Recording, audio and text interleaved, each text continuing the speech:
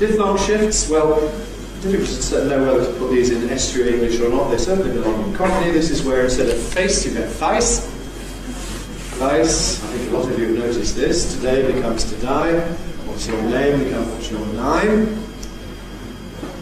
For price, in turn you get, well, either price, rounded, that's really Cockney, oi, butterfly, or just a rather bad quality butterfly, that's the estuary one, fly, price. Indeed, one of the recent investigations of RP I have, taking public school boys, one of my students did it a few years ago, showed that consistently they had a better starting point for price than they had for mouth. In other words, with the I and ow diphthongs, there's an RP traditionally described as being the type I, ow. I rather frontal starting point, ow rather backer starting point. They have them the other way around with I and ow. In estuary English, you certainly go all the way that you've got something like I and ow.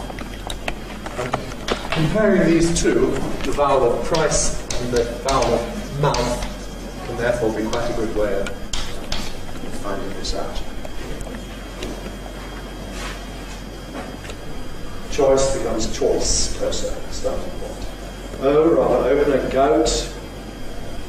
I won't go home alone, or I won't go home alone.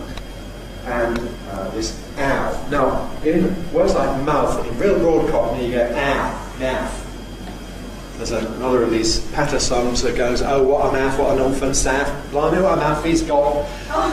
Oh, what a mouth, what a north and south, rhyming slang. Blimey, the Lord blind me. Blimey, what a mouth she's got, or he's got. Well, that's mouth. And if you see someone at the market selling fruit, it will be 80p a pound, 80p a pound, pound. But everybody agrees that's a Cockney thing. If you ask Londoners, do you speak Cockney? They say, well, not really, because I don't come from the East End.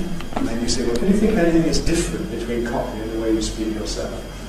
This, in my experience, is what people most often offer me. They say, well, I don't say pound, I say pound, in the proper way. So where was that wiggly line in? The one before it is the Cockney, and the one after it is the estuary.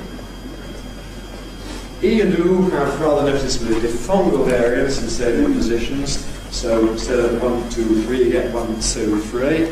O, B, BBC, rather than BBC.